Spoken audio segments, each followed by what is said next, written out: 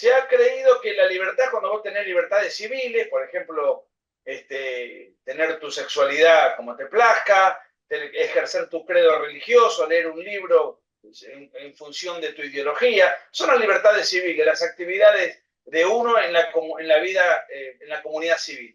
Después las libertades políticas que tienen que ver con el hecho de poder elegir a tus gobernantes a través de funcionamiento de un sistema electoral democrático. Pero la libertad económica ha sido satanizada y es fundamental, y te diría más, es la más importante, porque la libertad económica es aquella que te permite disfrutar valga la redundancia, del fruto de tu trabajo. Es decir, de poder contratar, de tener iniciativa, de poder emprender sin tener que estar constantemente pidiéndole permiso al Estado o tributándole al Estado. Cuando algunos creen que la libertad es que el Estado te dé esto, te dé lo otro, te dé aquello, el Estado en realidad, y esto es un gran mérito de Milei, no es un ente abstracto, es un ente conformado por políticos preferentemente corruptos o no aptos o no capacitados, que tienen, que administran la cosa pública. ¿Con los fondos de quién? Con los fondos de la gente. ¿Y la gente con qué paga eso? Con parte de lo que gana. Entonces, a medida que vos tenés un Estado presente que te garantiza todos los derechos de esta minoría, los derechos de los que dicen ser de una etnia mapuche o de una etnia indígena, los derechos de grupos con preferencias sexuales, los derechos de determinadas mujeres, cuando vos empezás a financiar los derechos de todos los lobbies, todo eso lo financia el Estado, y encima se cree que hay ampliación de derechos. No, no hay ampliación de derechos. Hay restricción de derechos de la gente que está financiando eso, de derechos económicos, y además basta una sola norma para solucionar esos conflictos. Todos somos iguales ante la ley, punto. Ya a partir de ese principio, no hay minoría que tenga derecho a patalear. Sin embargo, la dictadura de las minorías y de los ofendidos y de los victimistas, que forman parte de una nueva izquierda, ya no luchan por la plusvalía, la lucha de clases, tienen otras luchas, las han reciclado. Todo eso, bueno, es lo que ha generado una reconversión de la izquierda a la cual a eso se le llama batalla cultural, donde la derecha ahí no hizo nada, compró el discurso. Y bueno, finalmente, ¿en qué deriva eso? En más Estado, en más gasto público, en más restricciones, en más regulaciones, en más impuestos, y así no salen los países.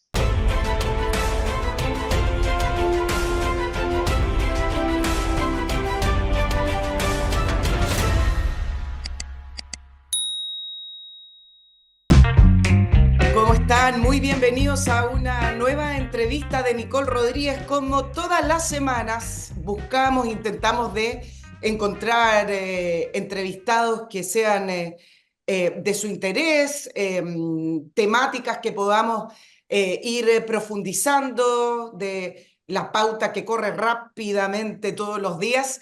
Y en esta oportunidad tengo el placer de saludar a Nicolás Márquez. Él ya ha estado el año pasado, creo que fue, o hace 2 años, ya ha pasado mucho tiempo con nosotros en el programa. Él es escritor, ensayista, abogado argentino, y recientemente lanzó al mercado su último libro. Ya es prácticamente un escritor profesional, más de 15 libros, no sé si más, pero 15 libros sí, por lo menos. Y su último libro, sobre Milei, con un título muy sugerente, un título que además nos recuerda a nosotros una frase que ya vivimos, ya van a saber por qué. Milei, la revolución que no vieron venir, un libro que se lanzó hace muy poquito, estuvo también en la Feria del Libro en Buenos Aires el fin de semana, en colaboración con el periodista Marcelo Duclos.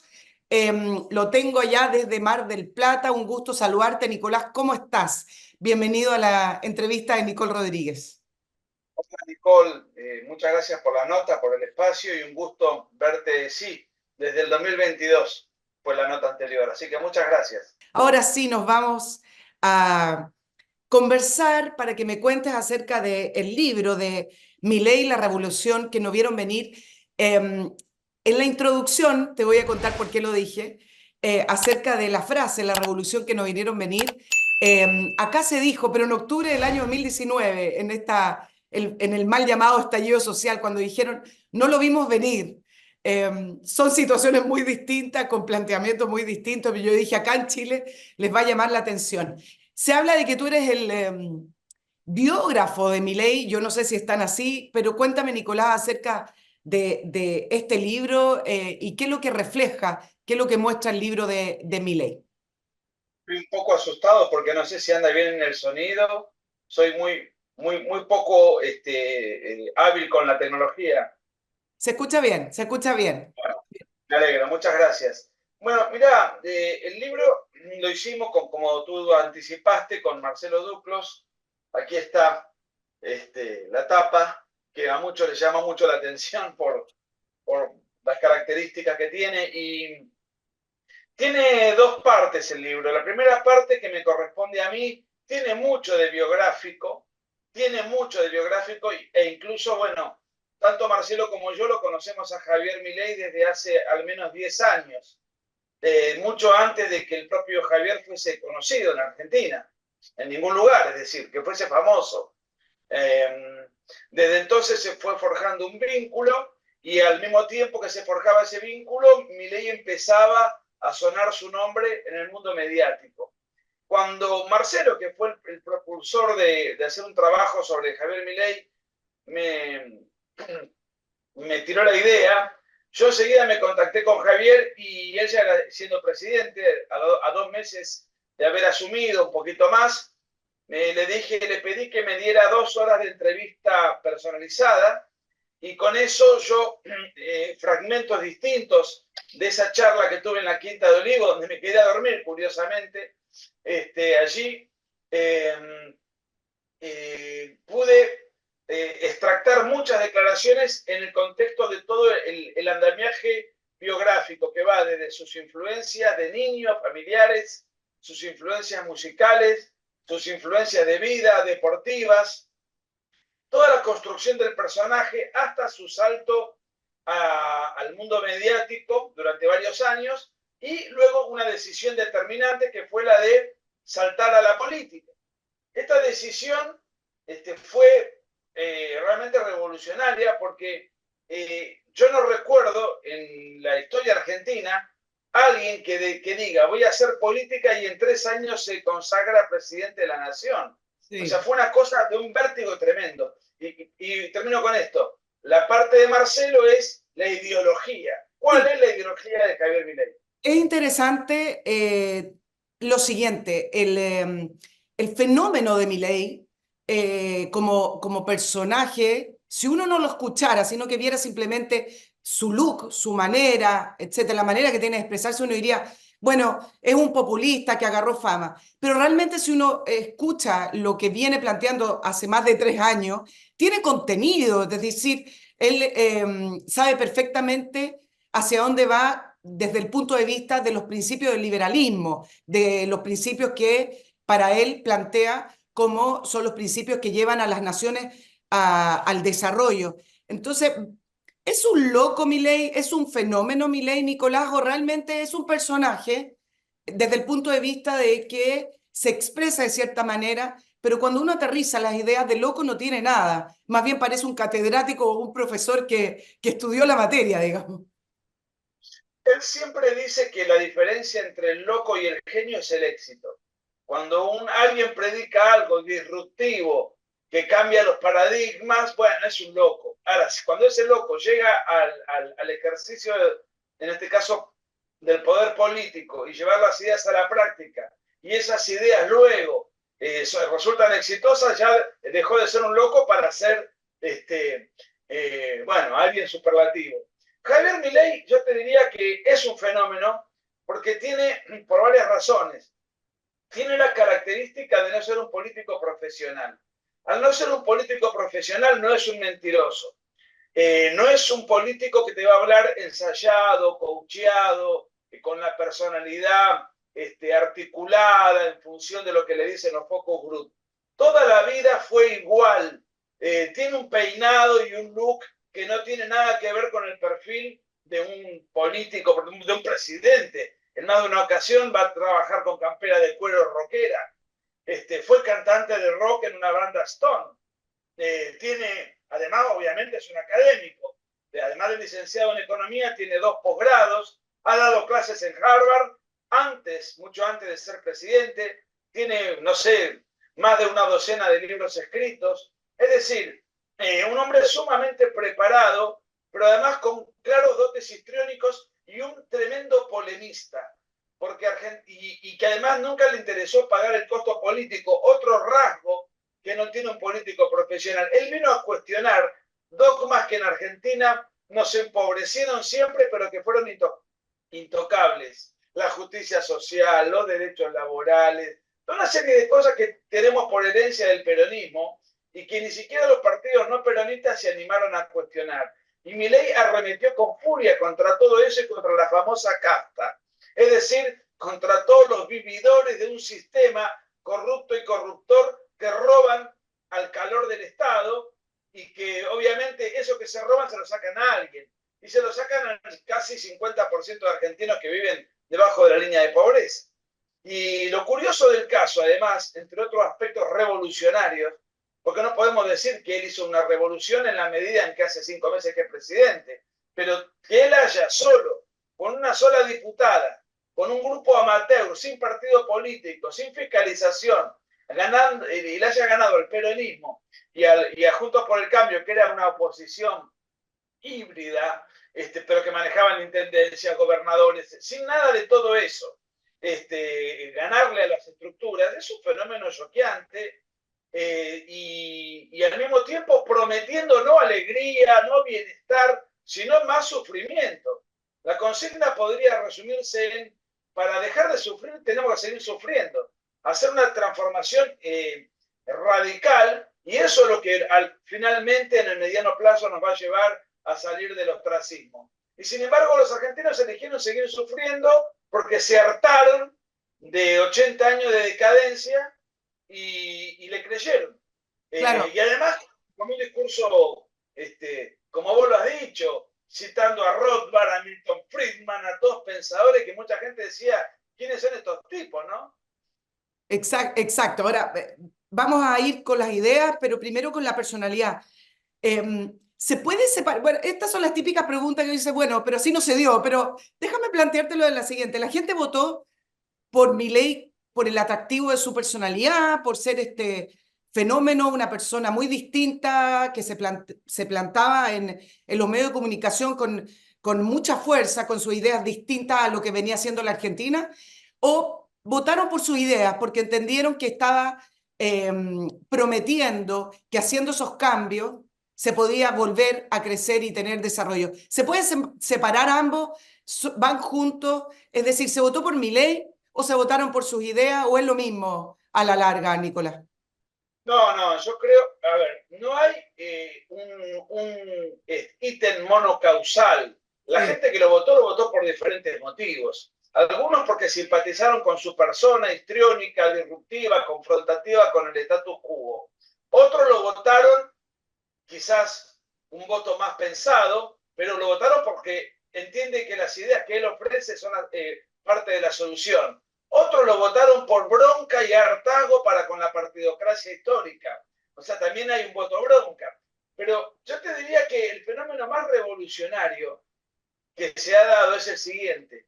Cuando históricamente hubo partidos con ideas relativamente similares a las de Milei en Argentina, fueron partidos de clases exclusivas, de clases altas, que sacaban un 8 o 10% de los votos, tenían su caudal, su representatividad, pero modesta, y además circunscripta a determinados ambientes específicos. Milei ganó con el voto de las clases bajas, lo cual es el voto históricamente peronista mayoritariamente y en menor medida de izquierda. Les robó los votos a los que dicen ser representantes de los pobres, ofreciéndoles libre mercado, libre empresa, iniciativa privada, sacar al Estado de encima, no ofreciéndoles un Estado que los va a salvar y rescatar. Entonces, estos otros, y además, un voto preferentemente de gente muy joven. En Argentina se vota a partir de los 16 años. Y Milei, entre los 16 y los 30 años, arrasó. Y eso le permitió ganar la elección. De manera que ese es otro aspecto sumamente disruptivo. Yo creo que hay aspectos frívolos, pero que no son tan frívolos, que explican el fenómeno Milei. Su impronta stone rockera, disruptiva, desafiante, impertinente, desprovista de todo protocolo, su peinado, su léxico, su ausencia de diplomacia en muchos aspectos. Es decir, eso le permitió a mucha gente verlo como alguien íntegro, como alguien auténtico y como alguien catalizador o representativo de la bronca social. Nicolás, ¿tiene algo de loco? ¿Tiene algo de loco realmente o simplemente porque tiene este look y esta manera de hablar muy distinta a los políticos tradicionales? Pero yo digo, ¿qué es lo que tiene de loco cuando uno aterriza? Yo no sé si le va a resultar, eso es otra materia, pero cuando uno aterriza lo que está proponiendo, no me parece que haya tanta locura. Pero tiene algo de loco en sus características personales. Tú le conoces su Yo lo conozco. temperamento, su personalidad. Yo te diría que es extravagante. Ah, Para mí el loco es alguien que no reconoce la realidad, que tiene una matriz psicológica que marcha paralela a la realidad. A Milei se lo ha tildado así, se le hicieron un sinfín de campañas en ese sentido. Y claro, él citaba pensadores que de repente muchas veces sus políticas no habían sido llevadas a la práctica, pero cuando uno lo ve gobernar, ya asumió en diciembre, estamos en mayo, y uno advierte cómo se mueve, cómo se maneja, las jugadas que hace con un parlamento que solamente tiene el 15% de representatividad. Recordemos que en Argentina, a diferencia de Chile, el parlamento se renueva, digamos, de a fragmentos, de a mitades, la Cámara de Diputados y de a tercio la Cámara de Senadores. Y él tiene una sola elección nacional, por eso tiene una debilidad importante en el Parlamento. Esto le complica poder sacar leyes, pero sin embargo ensaya diferentes alternativas para que sus leyes, sus decretos y toda su medida de gobierno avancen. Entonces ha demostrado un notable sentido del realismo, sabe frenar, cuando ve que se va a estrellar, frena, no se estrella contra la realidad, la reconoce. Entonces yo te diría que es alguien con una personalidad absolutamente que ha barrido con todos los manuales politológicos de lo que debe ser, según los expertos, un político profesional. Pero no, de loco no tiene nada. Se le han inventado un sinfín de aspectos de su vida personal, pero yo creo que eso forma parte de la campaña de satanización, porque la cantidad de negociados que él vino a derrumbar y los intereses que está tocando, y bueno, tiene enemigos por todos lados, y parte de la campaña aplicada por los enemigos era que estaba loco. claro, bueno, y tampoco tiene una vida tradicional, digámoslo, con una pareja, con una familia, ¿me entiendes? No, es otro tipo de vida el que él ha seguido, le ha dado mucho énfasis a que vive con sus perros, bueno, es una persona por lo menos que levanta curiosidad, digamos. Ahora, Nicolás, lleva solo 5 meses y cada vez que intenta llevar adelante sus leyes, sobre todo esta ley ómnibus, la ley base y además de paquete fiscal, perdón, veo que hay mucho como interés en la prensa de decir, ¿vieron? No les va a resultar, no les va a resultar, va a tener que ceder. Veo mucha intencionalidad en aquello. Tú dices, él es una persona práctica que no se estrella contra la realidad. ¿Va a poder conseguir lo que propuso en su campaña, lo que le prometió a Argentina, o esta realidad va a ser mucho más fuerte que sus ideas y tú ves que a lo mejor va a llegar ni siquiera a medio camino? ¿Cómo lo ves tú con respecto a la realidad de gobernar? Bueno, primeramente se está discutiendo la famosa ley bases, que ya fue aprobada en diputados, falta que la aprueben en senadores y están en el marco de esas negociaciones. Si pasan senadores y además se le aprueba el decreto que está vigente todavía, que él sacó, son dos, un decreto y una ley muy, muy numerosas, ambas en articulados y que lo que buscan es regular la economía. Por un lado, todo lo que está al alcance de él lo está haciendo. Él da una tremenda batalla cultural sacando fuera de lo económico, ¿no? La ideología de género, la ESI, el lenguaje inclusivo, el Ministerio de Diversidad y no sé cuántas otras extravagancias. O sea, todo eso lo ha quitado. Al mismo tiempo, ha reinstaurado el orden, porque Argentina era un país caótico, signado por el piqueterismo, las movilizaciones que siguen apareciendo, pero ya con protocolos muy rígidos y una fuerte presencia policial. Está reequipando a las Fuerzas Armadas, cosas que durante 40 años fueron reducidas a la categoría de Boy Scout, acá fueron satanizadas. O sea, hay un cambio de paradigma. Después, por otro lado, la inflación está pulverizando. Este mes, la inflación ya fue del 8% mensual. El mes de diciembre, que es el mes en el cual Alberto Fernández le entrega el poder a Milei, fue del 25. O sea que él está bajando 5 puntos por mes. Se calcula que en pleno invierno la inflación ya prácticamente no va a ser un problema. Y cuando Milei asume, la inflación era superior a la dictadura de Venezuela. Entonces, con desregulación económica se la pueden sacar y un país sin inflación, Argentina tiene todas las condiciones dadas para recibir una lluvia enorme de inversiones. Ahora, una cosa es seguro, va a haber estabilidad monetaria, lo cual para la Argentina ya eso es un impacto enorme. Segundo punto, va a haber desregulación, ya eso depende del Congreso. Entonces, puede ser que la haya ahora y la Argentina tarde mucho menos para recuperarse. O, en su defecto, va a demorar al 2025 a las próximas elecciones legislativas, en donde Milei va a poder completar sus bloques con una cantidad de legisladores suficientes y ahí sí tener el poder como para completar las reformas. Entonces, la velocidad con la que Argentina despegue o no va a depender de la discusión de la ley bases. Ahora, Milei es inclaudicable, ha leído tanto y ha estudiado tanto. Esa es una gran diferencia que tiene con el resto, con el grueso de los políticos, que son, digamos, de una formación intelectual precaria. Milei no. Y tiene convicciones tan fuertes y una personalidad tan confrontativa, tan segura de lo que está haciendo, que él no va a claudicar en un solo principio. En el peor de los casos va a esperar las elecciones para completar sus bloques y así sacar las reformas por vía legislativa. Se demorará más, un poco más. Ahora, eso sí, él tiene un capital político enorme. Más del 60% de los argentinos lo apoyan. Entonces, eso también a los opositores que quieren que le vaya mal y los pone contra la pared porque él los expone, que son los que se resisten al cambio para salir del empobrecimiento en el cual ellos nos colocaron. Entonces, el político que no quiere apoyar la reforma de alguna manera paga el costo. Y eso es un problema que tiene la oposición. Y tampoco ofrece nada superador.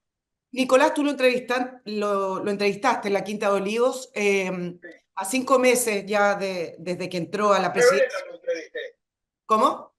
Lo entrevisté en febrero y ahora el otro día lo vi charlé Tú, con él hace una semana. tú lo conoces hace muchísimos años. ¿Lo notaste distinto? ¿Lo notaste igual? ¿El cargo lo ha ido cambiando? ¿Tú crees que ha ido aprendiendo también más de la política del día a día, de la política en terreno, de cómo lidiar con las instituciones? ¿O tú ves el mismo Milei con la misma convicción? Ya me hablaste que era de convicciones fuertes, pero ¿qué es lo que notaste en él o si notaste algún cambio en este tiempo desde el candidato al presidente? No, yo lo noto y es el mismo de siempre. En todo caso, diría que lo noto notablemente sereno, a pesar de que muchas veces en televisión se lo ve con rasgos Sí. y explosivos. Lo noté notablemente sereno, muy tranquilo, en un hablar muy pausado. En el reportaje se nota, el otro día cuando lo vi también, estaba muy cansado, acababa de llegar de Estados Unidos, pero muy sereno y muy optimista respecto del futuro de la Argentina. O sea, lo noto, él ve indicadores que realmente le hacen sentirse cada vez con mayor seguridad acerca del rumbo que está escogiendo. No lo veo preocupado. En un momento determinado me acuerdo que le pregunto, bueno, ¿cómo es el trabajo de presidente? Y me dice, bueno, como cualquier otro trabajo, es un trabajo más. Bueno, pero una cosa es administrar una empresa, otra cosa es administrar un país, 45 millones de argentinos. Sí, pero siendo presidente también tengo la posibilidad de elegir a los mejores colaboradores de Argentina. Entonces él se reúne con sus ministros 2 veces por semana. Es un enfermo el trabajo, es un animal trabajando. a punto tal que él trabaja desde la Quinta de Olivos, no va a la Casa de Gobierno para no perder tiempo entre ida y vuelta, salvo 2 veces por semana que se reúne con los gabinetes. Históricamente, los presidentes trabajan en la Casa Rosada, él trabaja desde la Quinta de Olivos, tendrá que hacer algún llamado, alguna teleconferencia con alguno de sus ministros, bueno, lo hace, ahora se puede hacer. Entonces, ni siquiera para perder el tiempo, para levantarse y ya empezar el día con sus actividades. Y desde ese punto de vista, él se reúne 2 veces por semana, marca el rumbo y listo. Y delegan los ministros, descansan los ministros. No es que agrupa en su persona todos los problemas de todos y cada uno de los ministerios. Yo creo que está concentrándose en la economía y en la batalla cultural, es decir, en cambiar la mentalidad de los argentinos que durante, por lo menos durante un cuarto de siglo, con el kirchnerismo y el macrismo incluido, las diferentes generaciones han crecido con una mentalidad estatista y con una mentalidad victimista, esta cosa de lo que hoy se conoce como la cultura woke. Él también se ha ocupado mucho de hacer un cambio cultural y estructural, y lo estructural lo está haciendo, y gran parte de eso va a depender de lo que salga en el Congreso en lo inmediato. Me imagino, Nicolás, el tema de la batalla cultural, que se habla mucho, en Chile muy pocas personas, quienes no están de acuerdo con esta corrección política y con ciertas ideas que se establecieron como una verdad absoluta. En Chile pocas personas la dan, muy poquitas. Los bloques políticos, por lo menos de oposición, que no debieran pensar lo mismo, ¿no? Voy a tratar de dividir políticamente en lo clásico, ¿no? Hoy en el oficialismo que está a la izquierda, con mucha afinidad a estas ideas woke, como tú dijiste, o estas ideas del Estado protegiendo a las víctimas, ¿no? Víctimas de la sociedad, víctimas del modelo. En Chile se da muy poco el tema de la guerra cultural porque se le minimiza, es como que fuera un mito urbano que hay una guerra cultural.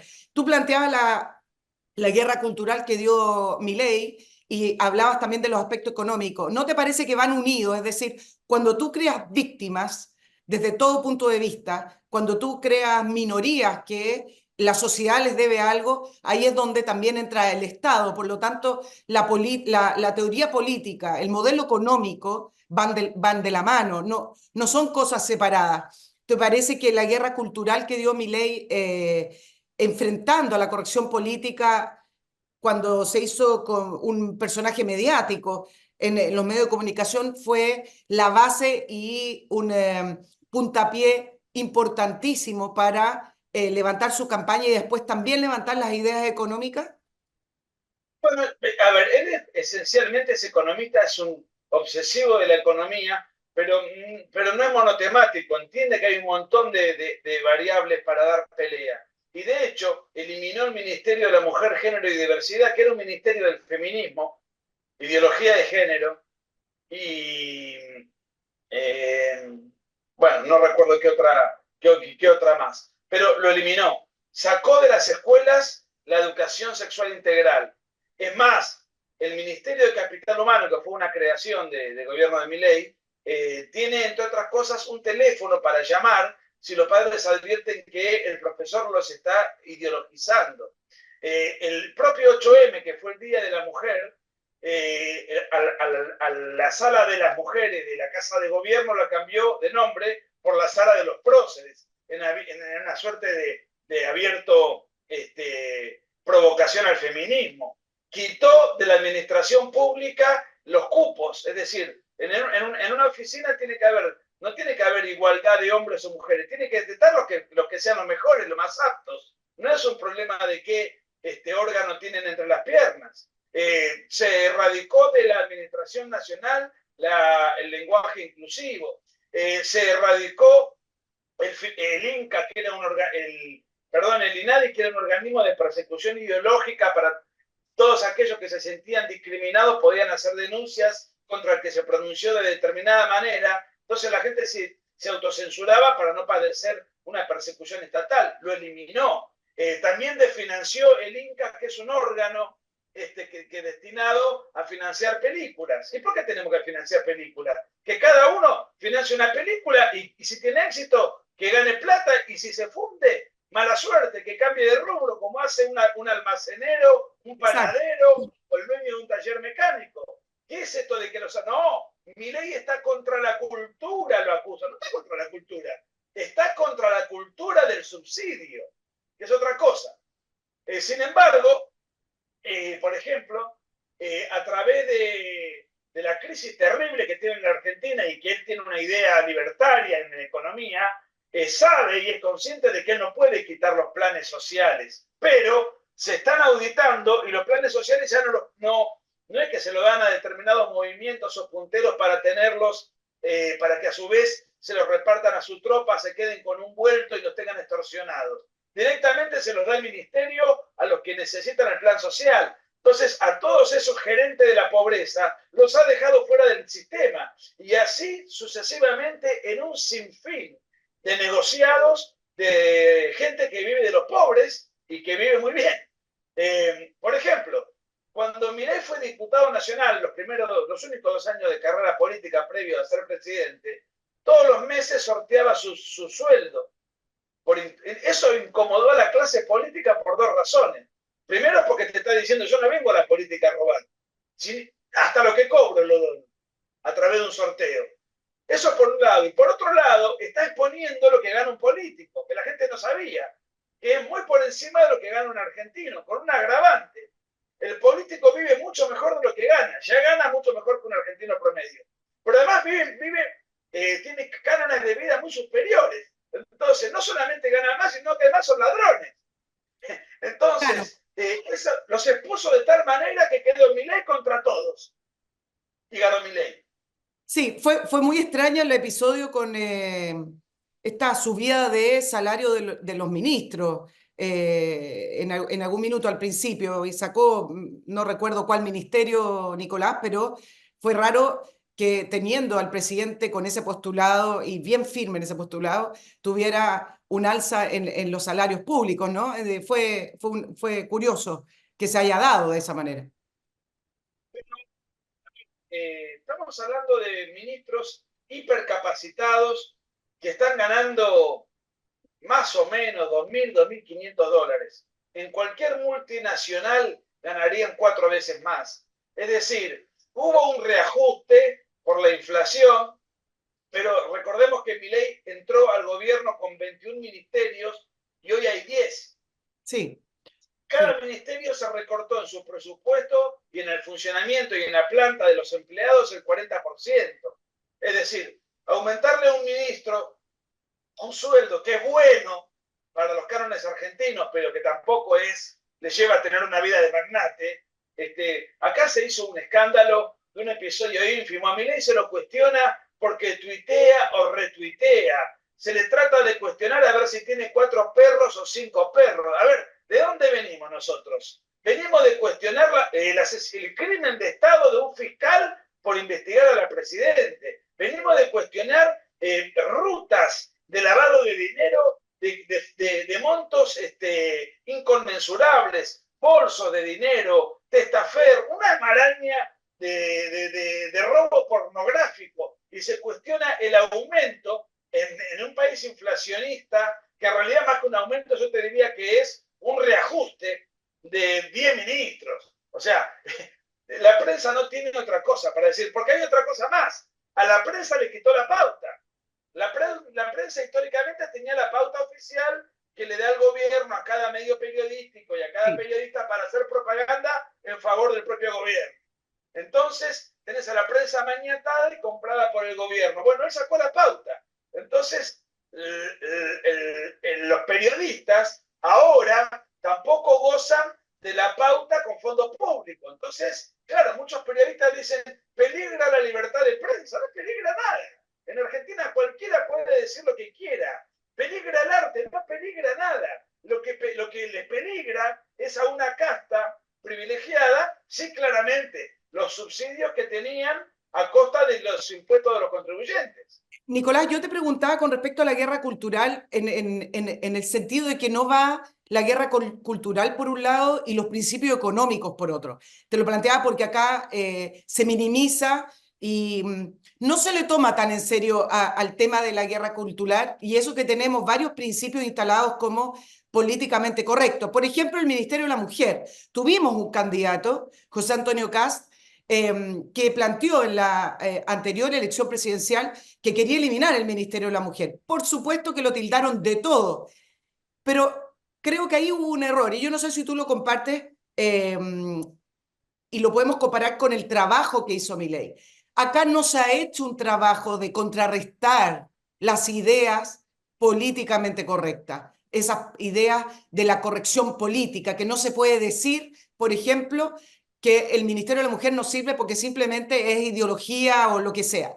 Simplemente levantó la idea de eliminar el Ministerio de la Mujer, pero no había un contenido detrás. Entonces, por eso te planteaba esta construcción de enfrentar la guerra cultural que hizo Milei por muchos años en los medios de comunicación y luego presentar sus ideas de cambio. Entonces, hoy cuando saca el Ministerio de la Mujer, la gente entiende por qué lo sacó. No lo pueden tildar de, bueno, lo tildaron igual, pero después se fue desinflando. No lo pueden tildar de misógeno o de machista, porque construyó las bases de las ideas de lo que está planteando. No sé si me sigue la línea de la pregunta. Perfectamente.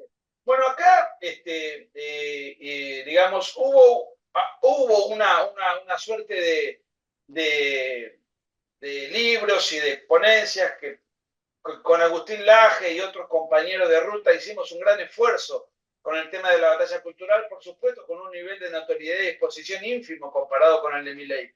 Pero creo que contribuimos un poco a esa batalla cultural.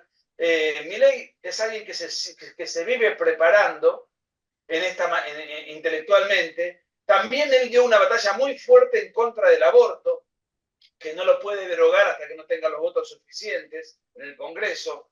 Entonces, y además es inclaudicable, porque yo seguí muy de cerca las elecciones de Chile, pero desde que ganó Boris inclusive. Yo ya lo conocía a José Antonio K desde antes, pero yo noté que después de que él va al balotaje, empieza a ablandarse hacia el centro y termina cometiendo el mismo error que el piñerismo. Se fue hacia el centro y desde el centro le arrancaron reformas constitucionales que por suerte no se dieron, pero que pudieron haber llevado a Chile al abismo. Y después, apoyando una constitución rara, yo la leí completa, la última, socialdemócrata, Estado social, con inspiración globalista, con un montón de aspectos, con intervención de la propiedad privada, bueno, toda una serie de cosas en donde pareciera que en ese sentido Milei nunca hubiese claudicado jamás. Por las características de su personalidad tiene una intransigencia rotunda y la defiende. Y si pierde, pierde. Y si gana, gana. No está midiendo a ver qué le conviene decir en función de la última encuesta. Entonces, él tiene un convencimiento y lo lleva hasta las últimas consecuencias. Entonces, eso él lo tiene muy presente. La batalla cultural, para él es clave, es esencial. Sí, él entiende además que sin batalla cultural la transformación económica, él podrá darla, podrá transformar el país económicamente, pero mañana viene otro, transforma todo y como no hay un convencimiento en la sociedad acerca de lo que se hizo, cualquiera viene y lo transforma con total rapidez y sin obstáculos. Eso pasó en Argentina. Por ejemplo, Menem hizo una transformación. Vino Kirchner e hizo exactamente lo opuesto, siendo del mismo partido, sin que nadie se oponga, porque no había en la mentalidad, en la idiosincrasia de la Argentina, esa transformación económica no vino acompañada de una transformación valórica. Entonces Milei insiste mucho en las dos cosas. Claro, mira, lo que ocurre, lo comparto contigo, Nicolás, a ver si tú opinas lo mismo. Lo que ocurre en Chile es que se estableció esta idea de que las elecciones se ganan por el centro, en esta moderación. Entonces, todos estos postulados que la prensa y que la izquierda tilda de extrema derecha, prácticamente de fascista, estoy hablando de la realidad de Chile, hacen que finalmente los candidatos o los partidos políticos o los pactos políticos piensen, no, me tengo que ir al centro, que yo no sé bien si entienden lo que significa. Cuando, Sí, se sí, trata, sí. cuando se trata de defender principios, uno no mira si se tiene que ir al centro o no, sino que uno defiende principios. Milei, me imagino, no estaba pensando si se ganaba las elecciones en el centro, estaba pensando en ganar las elecciones con sus principios de liberalismo. Entonces, hay una hay un concepto, me imagino, en Chile que está un poco confuso en la línea de mm, cómo gano elecciones si yo planteo, por ejemplo, en el caso de Milei, estos principios de libertarios, estos principios del libre mercado, estos principios absolutos del libre mercado, cómo gano elecciones si en realidad necesito irme al centro. Y ahí es cuando empiezan estas confusiones y estas nebulosas de ideas. Yo creo que ahí hay un malentendido entre las ideas de la libertad, estoy hablando desde la derecha, a cómo me Sí. voy hacia el centro para capturar mayores votantes. Y entiendo que Milei simplemente trató de captar a través de sus principios, no pensando en, me voy ahora al centro. Mira, Nicole, nosotros ya tuvimos una experiencia. Lo tuvimos a Macri. Yo siempre digo que Macri fue el Piñera chileno. Muy Este, amigos también.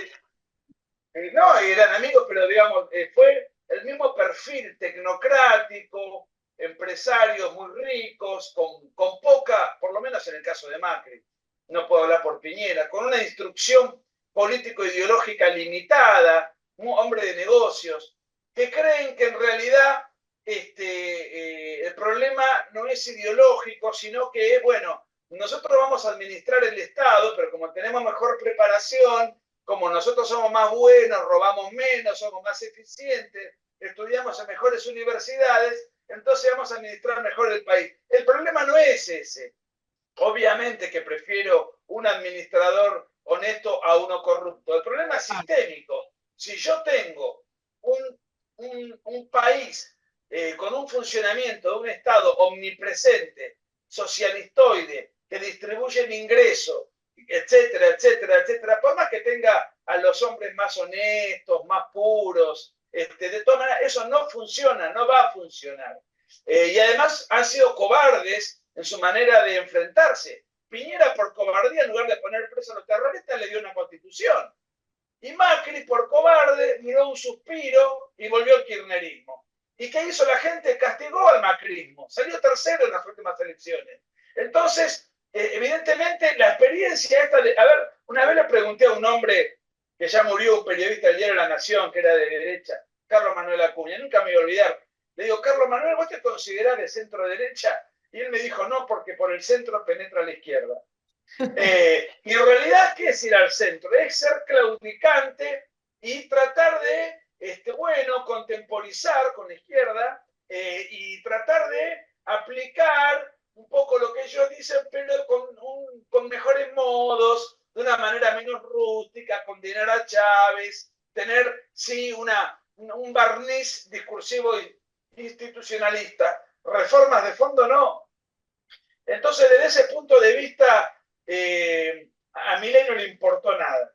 Él dijo, yo voy para allá con una convicción notable, heroica, estoica, y no le importa pagar consecuencias. Milei, si le va bien, va a quedar en la historia como un prócer, yo no tengo ninguna duda. Y que le vaya bien no depende de las ideas de él. ¿Por qué? Porque él no inventó nada, él mismo dice, yo no soy un pensador, yo soy un divulgador. ¿Qué es lo que hace él? Él toma ideas que ya fueron aplicadas en otros lugares y funcionaron y pretende aplicarlas en Argentina. Entonces, si puede aplicarlas, si la realidad política permite que él pueda aplicar esas ideas, la Argentina va a despegar de una manera admirable, así como fue admirable el milagro chileno, el milagro alemán, que no fueron milagros, ¿no? Pero bueno, así como hubo muchos procesos que la gente vio que el mundo vio con asombro y admiración, Milei puede llegar a ser parte de ese proceso cuando puede implementar en el Poder Legislativo las reformas pendientes. Nicolás, tú hablaste, y si sale bien, tú sabes que he estado siguiendo la prensa argentina, he visto algunos reportajes, y varios se preguntan, ¿y si sale bien? Leía una entrevista que le hacían a algunos empresarios, no grandes empresarios, una persona que tenía un local eh, y que decía, bueno, ¿y si sale bien? Yo ahora estoy pasando penurias, pero lo voté igual.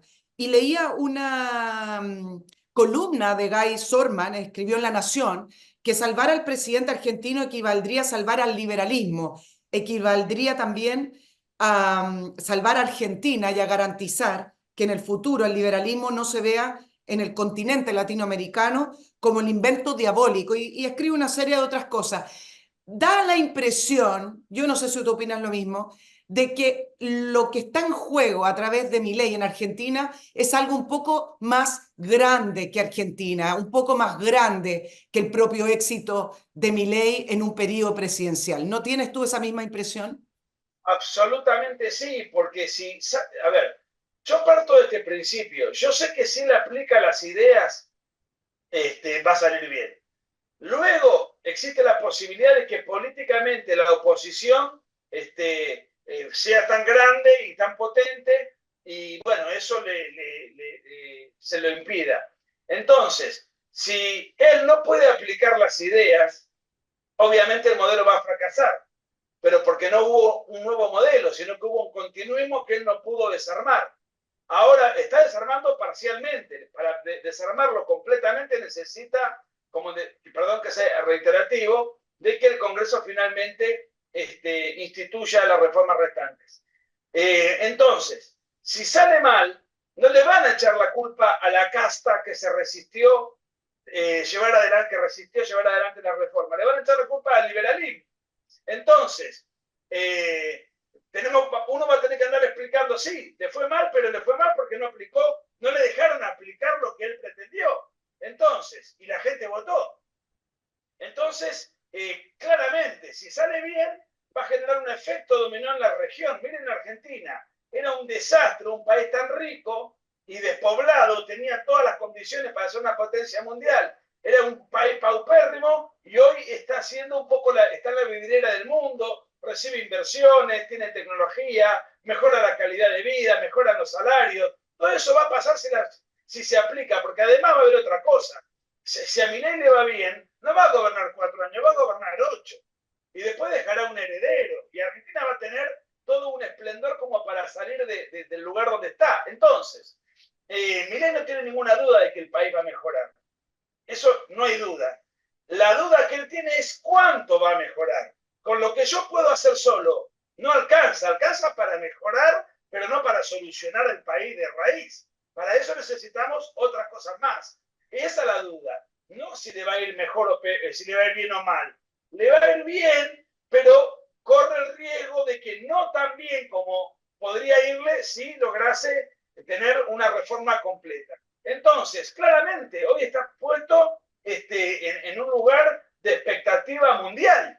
Es más, si uno mira el mapa de toda América Latina, salvo algún país, no sé qué pasa en El Salvador, podemos ver el caso Uruguay, salvo 2 o 3 países anecdóticos en el sentido de aislados por ahí, la Argentina es el único país no progresista o no izquierdizante de todo el continente. Es decir, es una cosa, no solamente es un experimento, sino que además, en muchos sentidos, sino que además es el único país que contrasta con el color rojo que está, que mancha desde Canadá hasta bueno, todo el continente. Chile. Entonces, eso puede generar un efecto dominó para que muchos países abracen las ideas de la libertad o un efecto de satanización. ¿Vieron? Votaron a la derecha y no lograron ningún objetivo. Entonces, va a ser muy importante que le vaya bien no solamente para América Latina, va a ser muy importante que le vaya bien también para Europa, que está muy contaminada por estas ideas. Sí, ¿quiénes no vieron venir la revolución de Milei, que es el título de tu libro, Nicolás? El mundo político, la propia sociedad, la revolución que no vieron venir.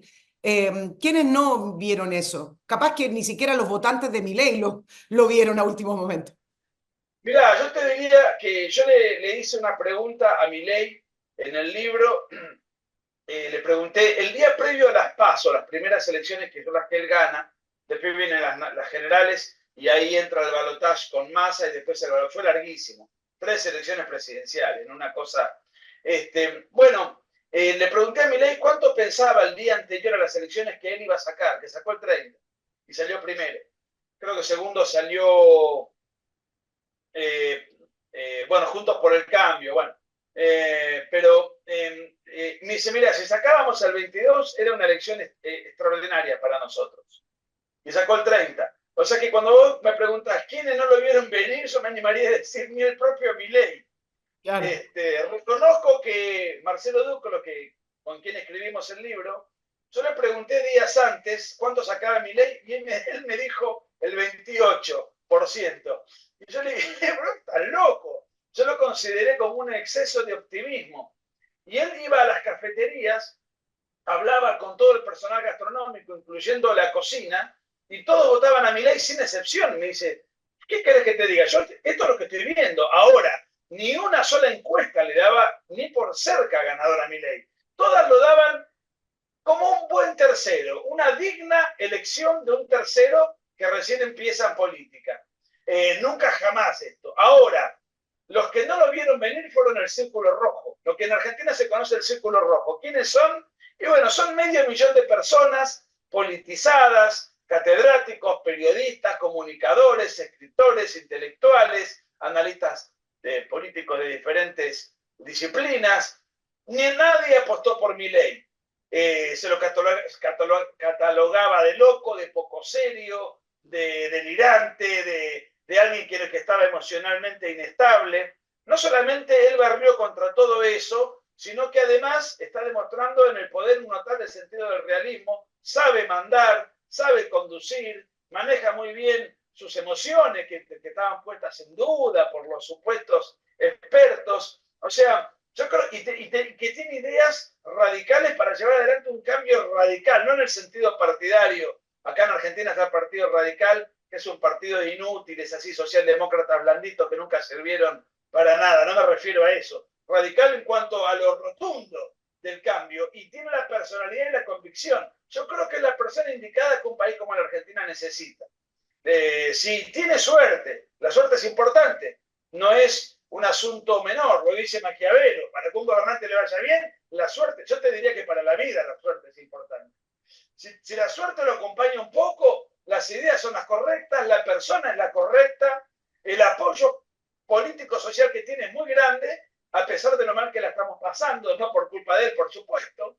De manera que sería un clic tremendo en la historia de un país que nadie entiende, ni los argentinos entendemos cómo hemos pasado de ser la quinta o sexta potencia mundial a un país que compite con los países más rezagados del mundo, y una decadencia constante de casi un siglo de duración.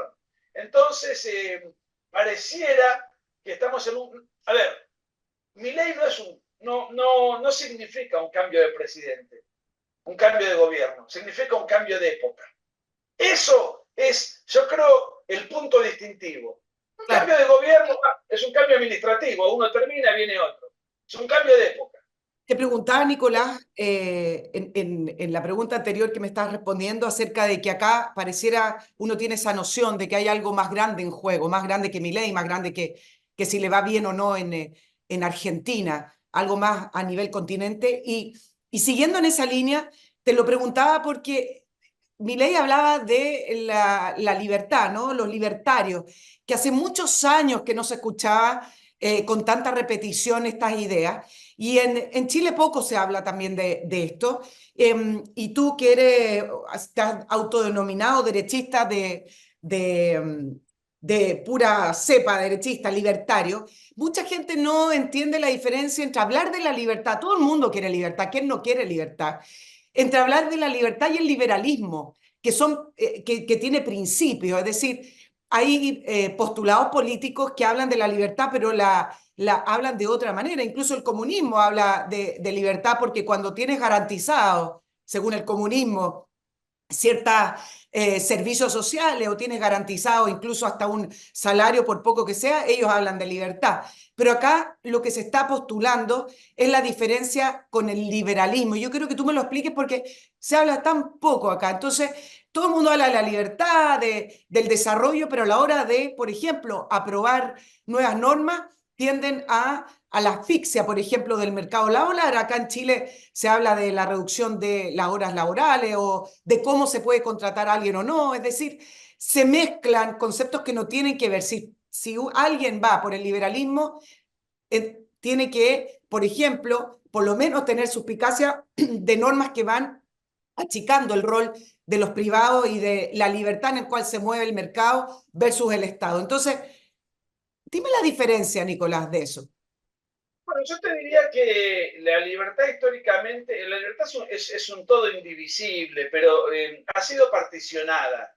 Se ha creído que la libertad, cuando vos tenés libertades civiles, por ejemplo, tener tu sexualidad como te plazca, ejercer tu credo religioso, leer un libro en función de tu ideología, son las libertades civiles, las actividades de uno en la vida, en la comunidad civil. Después las libertades políticas que tienen que ver con el hecho de poder elegir a tus gobernantes a través de funcionamiento de un sistema electoral democrático. Pero la libertad económica ha sido satanizada y es fundamental, y te diría más, es la más importante, porque la libertad económica es aquella que te permite disfrutar valga la redundancia, del fruto de tu trabajo. Es decir, de poder contratar, de tener iniciativa, de poder emprender sin tener que estar constantemente pidiéndole permiso al Estado o tributándole al Estado. Cuando algunos creen que la libertad es que el Estado te dé esto, te dé lo otro, te dé aquello, el Estado en realidad, y esto es un gran mérito de mi ley, no es un ente abstracto, es un ente conformado por políticos preferentemente corruptos o no aptos o no capacitados, que tienen, que administran la cosa pública. ¿Con los fondos de quién? Con los fondos de la gente. ¿Y la gente con qué paga eso? Con parte de lo que gana. Entonces, a medida que vos tenés un Estado presente que te garantiza todos los derechos de esta minoría, los derechos de los que dicen ser de una etnia mapuche o de una etnia indígena, los derechos de grupos con preferencias sexuales, los derechos de determinadas mujeres, cuando vos empezás a financiar los derechos de todos los lobbies, todo eso lo financia el Estado y encima se cree que hay ampliación de derechos. No, no hay ampliación de derechos. Hay restricción de derechos de la gente que está financiando eso, de derechos económicos, y además basta una sola norma para solucionar esos conflictos. Todos somos iguales ante la ley, punto. Ya a partir de ese principio, no hay minoría que tenga derecho a patalear. Sin embargo, la dictadura de las minorías y de los ofendidos y de los victimistas, que forman parte de una nueva izquierda, ya no luchan por la plusvalía, la lucha de clases, tienen otras luchas, las han reciclado. Todo eso, bueno, es lo que ha generado una reconversión de la izquierda a la cual a eso se le llama batalla cultural, donde la derecha ahí no hizo nada, compró el discurso. Y bueno, finalmente, ¿en qué deriva eso? En más Estado, en más gasto público, en más restricciones, en más regulaciones, en más impuestos, y así no salen los países. Nicolás, déjame cambiarte un poquito de tema porque tú además eres analista político de la Universidad Nacional de Mar del Plata, pero eres especializado en terrorismo, narcotráfico y también contraterrorismo, y hubo una controversia entre la ministra Toá y la ministra Bullrich, la ministra de Seguridad Argentina, con respecto a Hezbollah, otro tema que en Chile se minimiza. Nicolás, quiero preguntarte con respecto a la controversia.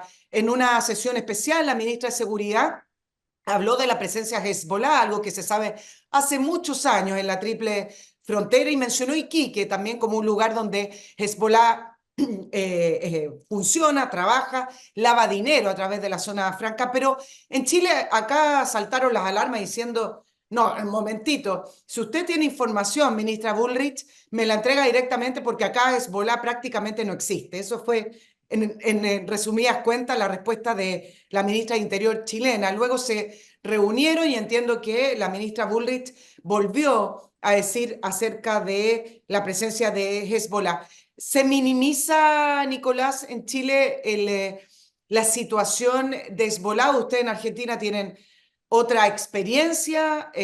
¿Han sido los protagonistas de ataques terroristas en lo que fue la AMIA, lo que fue la Embajada de Israel en Argentina, con muchos muertos?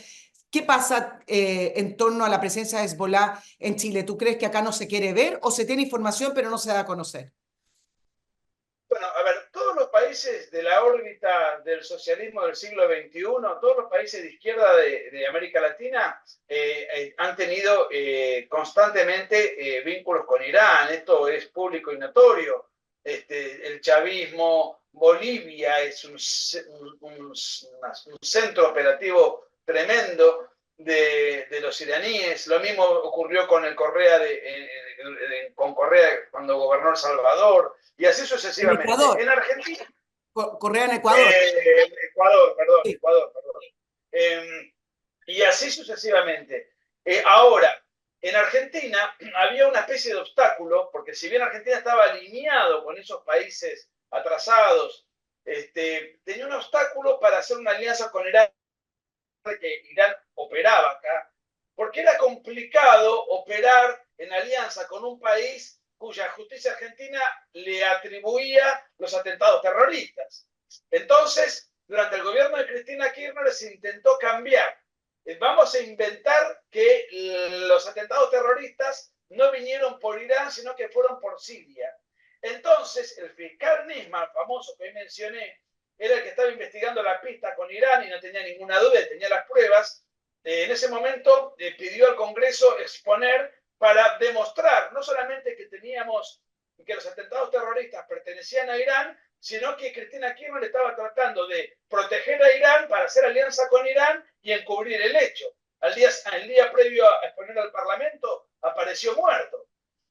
Entonces, ¿qué ocurre? Cambió el signo político de Argentina totalmente y radicalmente, y además Javier Milei ha dicho públicamente que su alianza estratégica es Estados Unidos y es Israel.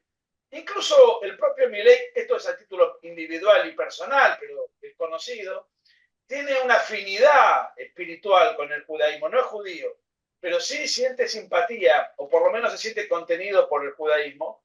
No sé si algún día se va a convertir o no, pero esto Sí, es entiendo que público. estudió Cábala, bueno, La Torá, él estudia la Torá con un rabino, o sea que desde el punto de vista espiritual se siente a gusto, esto es evidente. Entonces, pero de eso no hace una política de Estado. Él arma la política de Estado en función de otras cosas. Y Israel es parte, la alianza con Israel es parte del lugar en donde él quiere posicionar a la Argentina. Entonces ahora la Argentina destapa la olla de Hezbollah, estudia al terrorismo o los vínculos iraníes, sus agentes locales, las famosas células dormidas, y obviamente también seguramente hace inteligencia en cuanto a, tendrá información en cuanto a la penetración de Hezbollah en los países cercanos y próximos. De manera tal que no me sorprende ni la denuncia de Bullrich, ni tampoco me sorprende el hermetismo del gobierno chileno, habidas cuenta de que es un gobierno cuyo perfil ideológico es coincidente con el resto de los países de izquierda que sienten simpatía con los enemigos de Israel y sus respectivas organizaciones terroristas. ¿Tú has estudiado este tema, Nicolás, por último?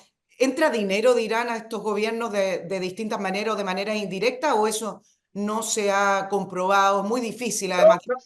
No hay ninguna duda de eso. Yo tengo un libro que publiqué hace mucho, reconozco que está un poco desactualizado.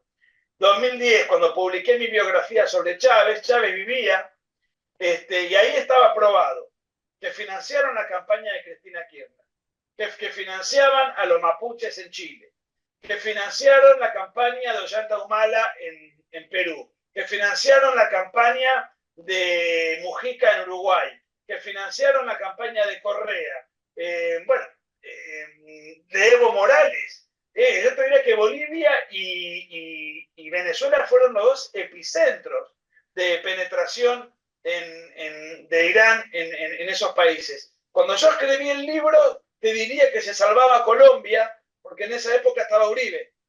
De manera que yo no descarto que ahora la inteligencia iraní y sus respectivos agentes también esté penetrando y tejiendo alianzas con Petro, que eso debería ser un aliado natural, un guerrillero vinculado al narcotráfico, tiene todas las características como para ser un aliado perfecto dentro de la penetración iraní en América Latina. Sí, te preguntaba porque en general de estos temas tampoco se habla mucho, mucho en Chile, hay muy poca información y aliarse y tener además recursos que provengan de países cuyos objetivos y cuyos valores son tan distintos a las democracias occidentales, por supuesto que es un peligro, es jugar con fuego. Ellos tienen otra manera de mirar el mundo, son yihadistas, son fundamentalistas, operan a través de la violencia, entonces no creo que sea un tema para minimizar en el continente. En absoluto, y además, bueno, la penetración del mundo islámico en Europa es un verdadero drama. Lo que pasa es que desde el punto de vista geográfico tienen una mayor cercanía, Claro. pero hay intendentes, alcaldes, diputados que ya responden claramente.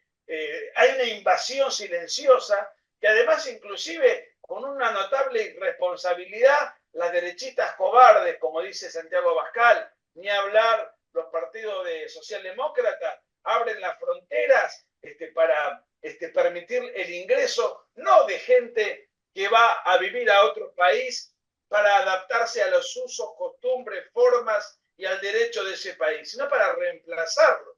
Si yo me iría a vivir a Chile, bueno, seguramente tomaría más pisco sour, adquiriría algunos hábitos, pero me acomodaría en función, y además tenemos la misma lengua, una misma religión, una misma estructura de tradición, cada uno con sus respectivas características locales, pero nadie pretendería mudarse para cambiar, modificar todos esos paradigmas. Lo que está sufriendo Europa es una modificación de la cultura, una invasión cultural. La batalla cultural en Europa también se habla mucho en este tema que se conoce como multiculturalismo, que todavía en América no lo sufrimos. Por ejemplo, que haya 8 millones de venezolanos peregrinando por América Latina. México, creo que Chile tiene medio millón. Exacto. Argentina tiene algo más de 100.000. Fíjate vos cuánto más atractivo es para un extranjero ir a vivir a Chile que venir a la Argentina. 5 veces mayor, siendo Chile país bastante más chico, sin embargo, 5 veces más venezolanos hay allí. Ahora, podrá ser un problema, podrá ser un drama por muchos motivos. Por el aumento del crimen, porque hay un aumento porque hay ilegales, porque hay un aumento desmesurado de la demanda laboral no acompañada de la oferta, sino que es una cosa artificial. Bueno, habrá muchos problemas, pero no es un problema cultural. No hay un problema de idiosincrasia de un venezolano, un chileno o un argentino. Esta invasión puede traer otro tipo de cuestiones, de discusiones y de agenda, pero lo que pasa en Europa es un problema de una invasión cultural que además son grupos que suelen tener muchos hijos y los europeos paradojalmente han disminuido la tasa de natalidad, la han invertido. Entonces, si nosotros hacemos una proyección de acá a 30 años, Europa va a estar irreconocible. Eso es algo que está preocupando en muchos lugares, que es parte de todo de la aldea global en la que estamos viviendo. Lo que pasa en un lugar repercute a muchos kilómetros de distancia. Nicolás, para terminar, dos cositas sobre Milei. Uno vio durante muchos años una migración argentina que se daba más bien no como la venezolana, sino que se daba más bien hacia Europa. También otro lugar preferente de argentinos para migrar, para buscar mejor futuro era Estados Unidos, Miami, también en California. ¿Ha vuelto la gente argentina? ¿Los jóvenes tú ves que ya no están saliendo para buscar un mejor futuro en otros países o eso todavía no se revierte? Bueno, es muy Muy reciente. reciente, sí. Es muy reciente el gobierno de Milei. Hay circunstancias que todavía no se han dado, la ley bases. Hay cosas que se tienen que discutir en los últimos 2 o 3 meses, en los próximos 2 o 3 meses, que van a ser clave. Pero yo te diría que el éxodo se terminó, se cortó, y los que se iban mayormente se iban a Europa y preferentemente a España. Bueno, claro, bueno. Obviamente Estados Unidos también es una opción, sobre todo las nuevas generaciones. El que se va generalmente es joven, es el que tiene todo el futuro por delante y ve que en su país no tiene perspectivas. Y los jóvenes de las nuevas generaciones tienen en general un buen manejo del inglés, entonces digamos que han diversificado. En una época España era el lugar natural donde iban los argentinos. Pero lo que yo te puedo decir, no que han vuelto, pero sí que se ha frenado el éxodo, porque hay mucha esperanza en Milei. y a Milei lo han votado los jóvenes. Entonces, desde ese punto de vista, si hubiese ganado el peronismo, y sí, el éxodo hubiese sido muy masivo y eso se cortó de cuajo. Entonces, lo que ahora hay es una espera, y en la medida en que la situación se empieza a revertir, indudablemente va a haber un regreso de muchos de los que se fueron. Sí, por último, Nicolás, cuéntame cómo te fue en las ferias del libro, en el lanzamiento de Milei y la revolución que no vieron venir. Vi algunas controversias en redes sociales, y esto es para terminar nomás. Vi algunas ahí polémicas. En general fue bien recibido, recibiste crítica, a lo mejor leía por ahí comentarios pequeños que parecía una oda a Milei. Cuéntame un poquito cómo ha sido la recepción del libro y las ventas también, que siempre son muy importantes. No, las ventas son maravillosas. De hecho, se hizo una tirada furiosa de 20.000 ejemplares. Iban a ser 10.000, lo cual ya era una enormidad. Calculemos que una editorial promedio en Argentina hace 3.000 ejemplares para empezar. Se han hecho 20.000, ahora se están haciendo 15.000 más. En Chile ya está en todas las librerías de la Antártica, ya está distribuido en todo el país, y en muchos otros países de América Latina que salieron simultáneo.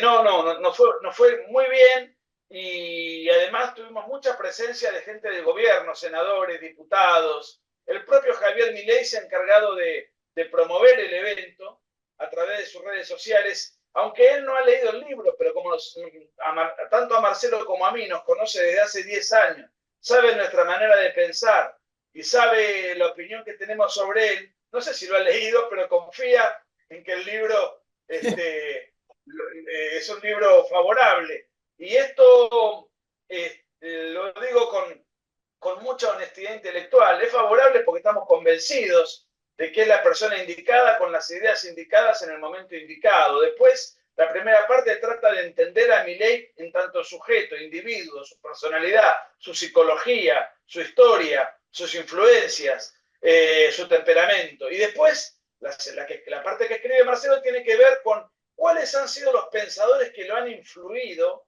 y en función de ese pensamiento, cómo intenta llevarlo a la práctica concreta, porque una cosa es la teoría y otra cosa es la práctica. No son incompatibles, pero no es idéntico. Uno ahí tiene que lidiar con un montón de contratiempos. Y ahí en eso estamos, en ese tironeo.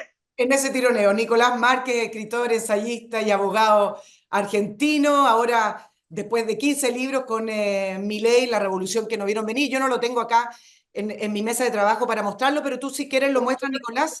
Voy a Y llegar esta semana. Gracias. bueno, si no te lo voy a pedir después por el mail, porque quiero echarle una miradita a ver si lo que conversamos es realmente lo que está escrito, Nicolás. Vamos a ver. Bueno, Te agradezco infinitamente el espacio, Nicole. Sé que sos muy vista en Chile, así que me has dado una gran mano a mí y a Marcelo para poder mostrarle a los chilenos esta propuesta, y ojalá les guste. Porque bueno, a mí me dicen, necesitamos un Milei en Chile, necesitamos un Milei en Perú. Es que cada país tiene una idiosincrasia tan particular que yo no me imagino un Milei chileno. Pero bueno, sí, alguien que pueda representar esas ideas, sin duda, pero las características histriónicas y estéticas de Milei no encajan en todos los mira, países. Cada país tiene su propia...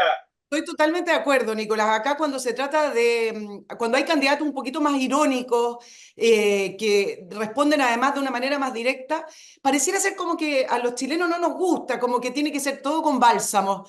Y claro, uno se pregunta, ¿habrá algún candidato de tipo Milei en Chile? Pero siempre están buscando figuras afuera. Acá se habla mucho también del modelo Bukele. En su momento Bolsonaro ya perdió popularidad, pero también todos peregrinaban hacia Bolsonaro para buscar como una figura derecha. Yo creo que acá tenemos ciertos elementos propios que podrían constituir las ideas de un buen candidato, quizás sacando algunos elementos también de mi ley, pero quizás lo principal es no claudicar en la idea, pensando en que para ganar elecciones hay que suavizar, mirar y hacer una cosa media amorfa que no se entiende mucho para poder ganar más votantes. Yo creo que esa es la principal lección, pero efectivamente, todos mirando hacia afuera buscando figuras para poder repetir.